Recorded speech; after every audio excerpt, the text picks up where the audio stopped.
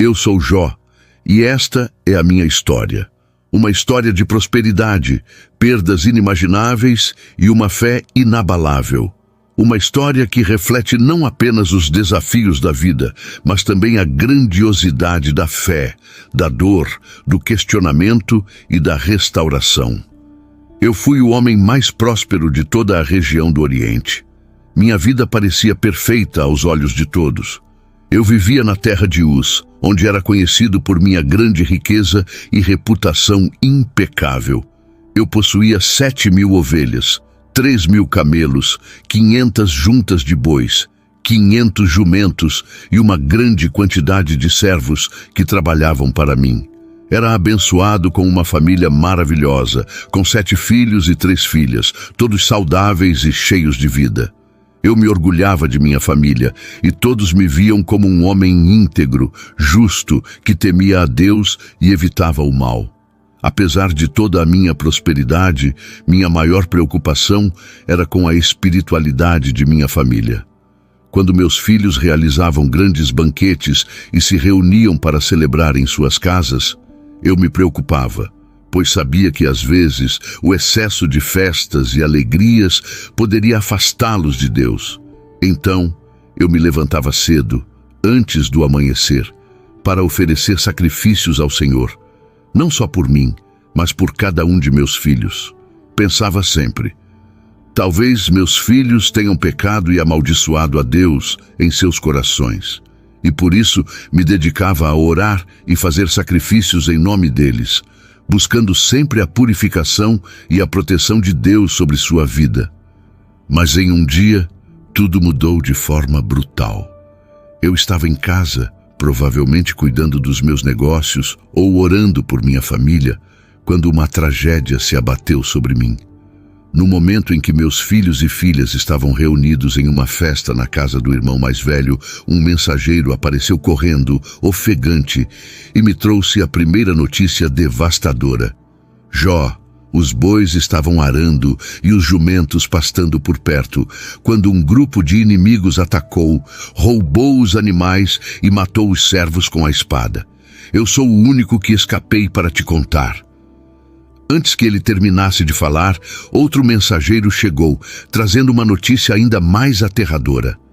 O fogo de Deus caiu do céu e consumiu todas as suas ovelhas e os servos que cuidavam delas. E eu sou o único que escapei para te contar. Mas como se isso não fosse o suficiente, outro mensageiro apareceu logo em seguida, dizendo: os caldeus formaram 3 grupos e atacaram seus camelos. Levaram todos os animais e mataram todos os servos. Eu sou o único que sobrevivi. Eu estava em choque, tentando processar aquelas notícias tão trágicas, quando o mensageiro que me trouxe a pior notícia de todas chegou. Seus filhos e filhas estavam reunidos na casa do irmão mais velho, quando um vento forte do deserto atingiu a casa e ela desabou, matando todos os seus filhos. Não sobrou nenhum, apenas eu escapei para contar. Minha dor foi indescritível. Cada palavra daquele mensageiro soava como um golpe direto no meu coração. Eu não conseguia entender como aquilo estava acontecendo, como tudo que eu amava e valorava podia desaparecer tão rapidamente. Eu rasguei minhas roupas, cortei meus cabelos e caí no chão completamente arrasado. Em um impulso desesperado, peguei um caco de cerâmica e me arranhei, um reflexo de minha dor profunda. No fundo de minha alma, eu chorava, me prostrava diante do Senhor e dizia: nu saí do ventre da minha mãe, e nu voltarei. O Senhor deu, e o Senhor tirou. Bendito seja o nome do Senhor. Enquanto eu estava imerso em minha dor e desespero, minha esposa, que também estava profundamente abalada, me perguntou se eu ainda manteria minha integridade. Ela sugeriu que eu amaldiçoasse a Deus e morresse, pois parecia não haver mais razão para viver. Mas eu, com um coração dolorido, respondi-lhe: você fala como uma tola. Devemos aceitar o bem de Deus, mas não aceitar o mal. Mesmo em meio a tanta perda e sofrimento, eu sabia que não era o momento de culpar a Deus. Ele tinha o controle de tudo e eu, como servo, deveria confiar nos seus planos, mesmo que eu não conseguisse compreender a razão de tanto sofrimento.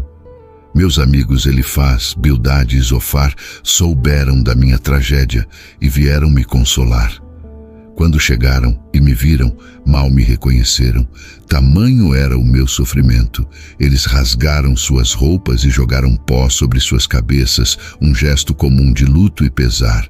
Eles se sentaram ao meu lado e permaneceram em silêncio, não dizendo uma palavra por 7 dias e 7 noites. Eles estavam simplesmente comigo, compartilhando minha dor, vendo meu sofrimento, mas sem saber como me ajudar. Após esse tempo de silêncio, comecei a falar. Minha dor era tão grande que eu amaldiçoei o dia do meu nascimento, dizendo que aquele dia pereça e que a noite que anunciou minha concepção se torne escuridão. O sofrimento era tão intenso que parecia que não havia mais saída, que a morte seria a única forma de escapar daquela angústia. Eu comecei a questionar por que estava sofrendo tanto e se havia algo de errado comigo. O sofrimento era tão insuportável que até o simples ato de viver se tornou uma tortura. Meus amigos, tentando me consolar, disseram que eu devia reconhecer meus pecados. Eles acreditavam que meu sofrimento era um castigo divino, algo que eu deveria ter merecido. Eles sugeriram que minha tragédia era uma consequência dos meus próprios erros. No entanto, eu sabia que minha vida havia sido íntegra. Eu sempre procurei agradar a Deus. Sempre fiz o que era certo aos seus olhos. As palavras de Bildade, dizendo que meus filhos tinham provocado sua própria morte, me feriram profundamente. Mas eu mantive minha fé. Eu sabia que Deus não estava me castigando, que aquilo não era um julgamento de Deus contra a minha vida. Em meio a toda essa dor e confusão, algo inesperado aconteceu. Deus, em sua sabedoria e poder, me respondeu. Ele se manifestou em uma tempestade e com sua voz poderosa perguntou: quem é este que obscurece o meu conselho com palavras sem entendimento? Onde você estava quando lancei os fundamentos da terra? Ele me confrontou com a grandeza de sua criação e me mostrou a profundidade de sua sabedoria. Diante de sua grandiosidade, eu não pude mais falar. Coloquei minha mão sobre minha boca e me arrependi, reconhecendo que em minha dor e questionamentos eu havia falado sem entender completamente o propósito de Deus. Eu me arrependi em pó e cinzas, porque agora eu via o Senhor com clareza. Após esse encontro com Deus, minha vida foi restaurada. O Senhor não apenas me deu tudo o que eu havia perdido, mas me deu o dobro.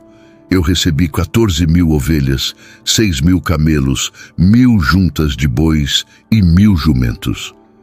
Eu fui novamente agraciado com uma família maravilhosa, 7 filhos e 3 filhas. E vivi mais 140 anos, vendo até a 4ª geração dos meus descendentes. Minha vida, que começou com tanta perda e sofrimento, terminou de forma abundante e cheia de bênçãos. Eu vivi em paz e, no final, parti para os braços do Senhor. Esta é a minha história, a história de Jó. Em meio ao sofrimento, encontrei forças na certeza de que Deus, o Criador do universo, tem um propósito para cada parte da minha jornada. Cada dificuldade, cada perda foi uma oportunidade para o meu crescimento e transformação. Cada desafio me levou mais perto de Deus e me ensinou a confiar nele, independentemente das circunstâncias.